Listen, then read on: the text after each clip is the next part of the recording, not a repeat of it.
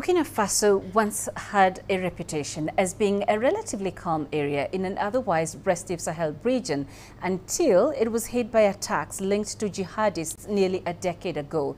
Now, a surge in attacks in the West African nation has caused hundreds of thousands of civilians to flee their homes, many of them now seeking asylum in Ghana. As CGTN's Nabil Ahmed Rufai reports, Ghana's Refugee Board is calling for more humanitarian aid to support the refugees from Burkina Faso. Ahmed fled from her village in Burkina Faso early this year after attacks by suspected terrorists. She now lives in this camp in Tarikom in northern Ghana. We were at home one evening and heard gunshots being fired.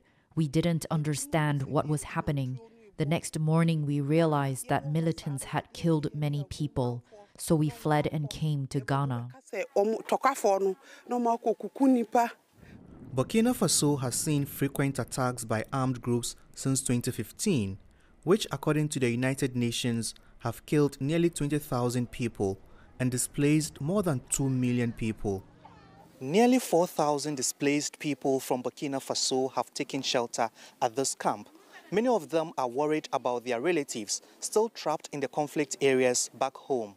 The insecurity in Burkina Faso led to 2 military coups last year. The junta leaders who carried out the overthrow said they wanted to tackle the insurgencies head-on. But the attacks by militant groups have persisted, so many women and children continue to flee Burkina Faso through this border to enter Ghana. Out of fear, we ran away from Burkina Faso. We now work on farms owned by Ghanaians to feed ourselves. Jibrila Isaka is the chief of this village, hosting some asylum seekers from Burkina Faso. Some of the refugees don't want to go to the camps set up by the UN and the government of Ghana. They want to live in this village and work on the farms, but we are unable to build houses to accommodate them, so they sleep in the open, which is not safe. Burkina Faso is the world's most neglected crisis, according to a report released by the Norwegian Refugee Council last year.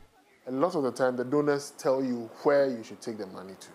And so they can give the money to UNHCR, but they tell them take it to Ukraine or take it to Gaza, go and assist people in Chad. So those are some of the complications that come and the conditions that come with funding. And for some reason, the Burkina situation has not been prioritized. Analysts are concerned that West African countries, including Ghana, Togo, and Cote d'Ivoire, face threats of jihadist spillover from Mali and Burkina Faso.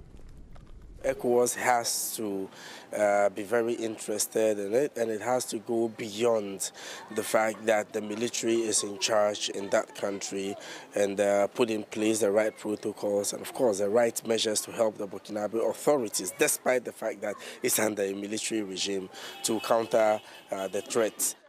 As the insecurity in Burkina Faso lingers, some of the refugees want to make Ghana their permanent home, but Ahmed yearns to return to reconnect with her family.